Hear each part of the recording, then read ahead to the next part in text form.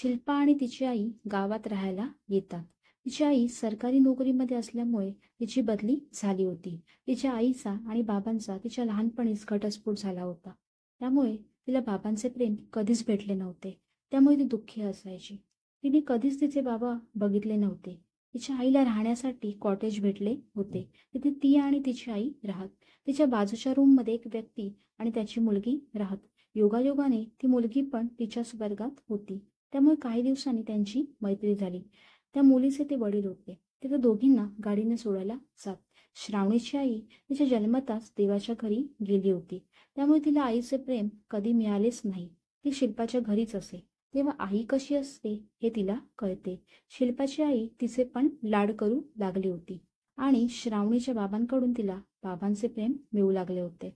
आता तर दोघींचा डबा शिल्पाची आई बनवायची आणि त्या दोघींना सोडायची जबाबदारी श्रावणीच्या बाबांकडे असायची. दोघींचे आई आणि बाबा एकाच ठिकाणी कामाला होते. सुट्टींच्या दिवशी त्या दोघी त्यांच्या आई आणि बाबांना घेऊन गार्डनला जात. कधी कधी पिक्चरला जात. त्या दोघी त्यांच्या आई आणि बाबांच्या लग्नाची स्वप्ने बघू लागल्या होत्या. त्यांना आई आणि बाबा दोघांचेही प्रेम हवे होते. त्यामुळे तर नेहमी त्या दोघांना सतत कुठे ना कुठे नेत, जेणेकरून ते दोघे एकत्र राहू शकतील. असेच बघता बघता 1 वर्ष झाला. आता तर त्या दोघी शिल्पाच्या आईला आई आणि श्रावणीच्या बाबांना बाबा म्हणत. त्या दोघींचे आई बाबा वयाने लहानच होते. पुढे जाऊन त्यांना पण कोणाचा तरी आधार लागणार होता. ते दोघे पण एकमेकांचे चांगले मित्रमैत्रीण झाले होते आणि त्यांना एकमेकांविषयी सॉफ्ट कॉर्नर होता. नकळतच ते पण एकमेकांच्या प्रेमात पडले होते. दोघींनी मुद्दामून परिस्थितीच तशी निर्माण केली होती. आता तर ते चौघे ट्रिपला पण जाऊ लागले होते. त्या दोघींच्या हट्टापायी ते सर्व एकाच रूममध्ये राहत.